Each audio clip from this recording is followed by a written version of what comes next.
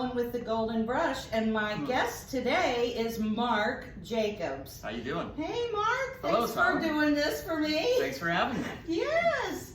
Mark is a bassist and a musician, and he is also the bassist for the Billy Joel national tribute band called Turnstiles. And they are, tell us a little bit about that. Yeah, the band is called Turnstiles. We're a tribute to the music of Billy Joel. Band's been in existence about 10 years now. I've been with them for 4. And it's been quite an interesting adventure. You know, we get to do a lot of big shows, we play for big audiences. Of course, you get to travel all over the place. You know, do a lot of great shows in South Florida, and we've actually been international with the band. Oh, really? Like where? We went to the Dominican Republic last year for a big show. Nice. That was a lot of fun. So how many people usually turn out to one of your big shows? To the big shows, we have done 4,000 or 5,000 people. We've played to 8,000 people before. So folks, this is not your little bar band that plays at the local venue. This is like this is an act. Yeah. Yeah. So that's kind of that's quite a position that you have achieved. It How is, did you yeah. get that? Well, it's actually kind of a funny story. I actually started off working for the band. I was a technician roadie for them when I was doing some other gigs on the side. And coincidentally, their bass player had relocated to the West Coast. So I got a phone call one day and said, hey, the gig's yours if you want it. And I said, I can work that into the schedule. And here we are 4 years later, still going at it. Oh my goodness. When did you start playing bass? Is that what you started playing? I actually started off as a drummer. Oh. Long story short. How old were you and how did your parents like Oh that? man, they weren't all that thrilled. My mom worked at the school for many years, so we used to go back to Massachusetts for the summer. And I went up there one year, I was probably 10 or 11, and my cousin had a drum set in the basement. And it was the coolest thing I had ever seen. So we got back from vacation, I was like, Mom, I want to play drums too. And she just went, oh boy, here we go.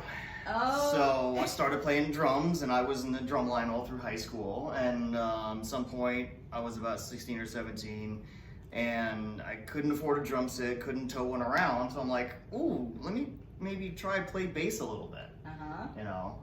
So I was about 17, and I'm slightly older than that now, and not much. A few. So you had a natural propensity toward this. Yeah. The propensity that I had from being a rhythm player definitely transferred into bass. You know, that background certainly helped me out. But I know you read music, and you do, and I just heard you did all of the you did the sound and all of that. Right. All of that really kind of helps in getting your foot in the door, I think. Oh, certainly, you can't just be just the bassist. You've got to sort of. The more you can know, the better. You know, I've definitely spent many time and hours on private lessons and reading and all that kind of stuff. So, you know, it's definitely the more you know, the better. Yeah. And so once you started, how did you even get started playing for bands? Because I know that you play for some other bands as well, and that you've been in bands that went on the road. Oh yeah. It started off just kids in high school. Hey, let's jam at your house in the afternoon, you know, and that started off on a long trek of me. Hey, I want to try to get a record deal. I want to play some gigs, you know. So for quite a few years, that's what I did. I did get to a point I did take a few years off because it just kind of wasn't going where I wanted to go. And at some point I'm like, why am I not playing? What am I doing? So I picked it up again, and fortunately I got involved with a band out of Texas that was a touring variety band. And I did that for a few years. I played in a touring country band for a few years, played all over the Midwest and casinos and things like that. Oh, well that's kind of interesting. You know, a lot of musicians, especially more in rock and pop, it's been my experience that they tend to be limited but you Right. are able to play any kind of music. Yeah, and especially people sometimes only like one or two types of music, so that's all they play, all they listen to. You know, I have a wide variety of stuff. You know, pop, rock, jazz, R&B, all kinds of stuff. You know, and when you get into a situation like one of these variety bands where it's like you have to cover a lot of ground. You know, it's like everything from country to pop to R&B to, you know, all kinds of stuff. So you have to really be versatile. Like I was in a band that played a lot of Latin music. Nice. So, you know, and think, oh, gee, it's not that hard. Well, the difference is there's all different types of feels. Exactly. So that's the really difficult part in learning all these different types of music. And that's basically, that's been very helpful for me because, you know, I do, Turnstiles is my main gig. Yeah. I am committed to them, but when they're not playing, I am available for other shows. Yeah. So sometimes I'll be like, oh, hey, can you come play in the 80s band this week? Oh, can you play with the country band? Can you play with the pop band? And can you play with the R&B band? That's good. So, you know, I do have a good reputation for covering a lot of bases, you know, no pun intended. Yes, that's good. So speaking of basses, what kind of bass guitar is this? This is gorgeous. This is my main bass. I love the color. I've had it for a couple of years now. This is a Music Man Stingray.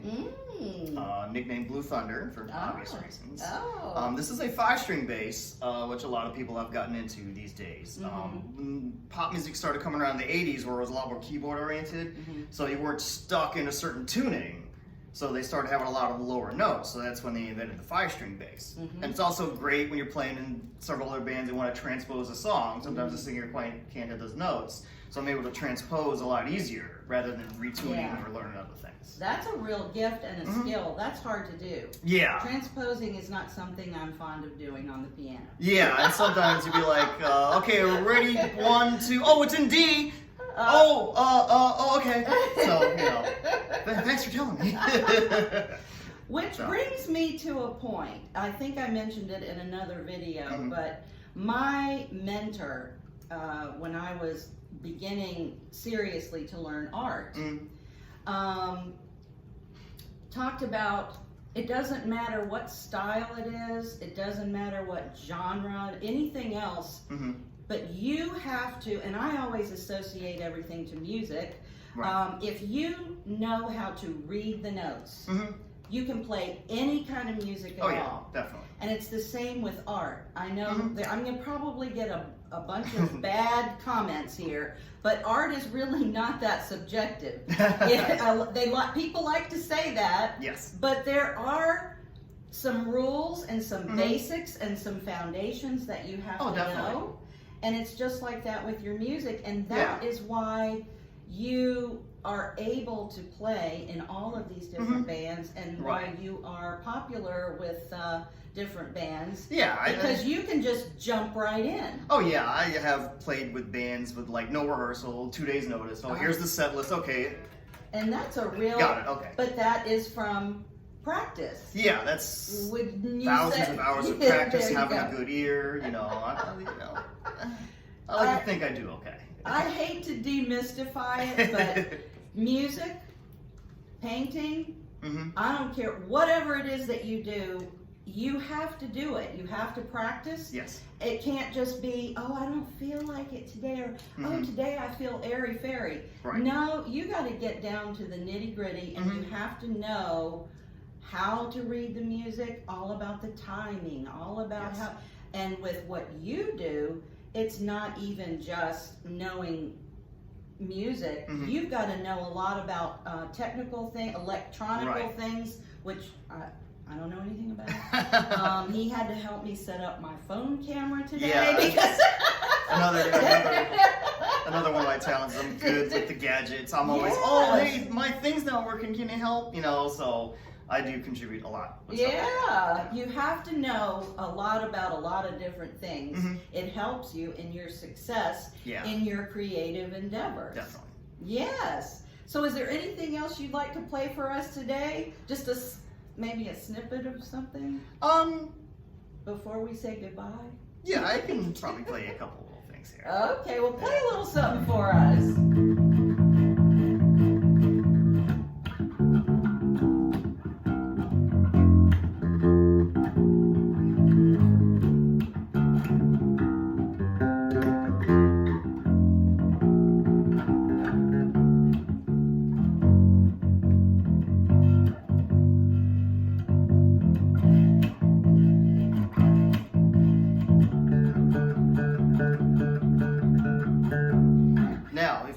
name that Billy Joel song, you win a cookie.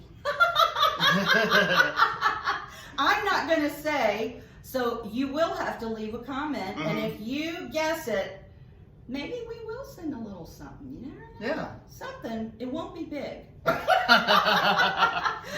Well, thank you, Mark Jacobs, for being my guest and for doing this for us, and I really appreciate it. It's always a pleasure to learn about what other creative people do and how they get to where they are, and the process and the knowledge and the practice that goes behind it.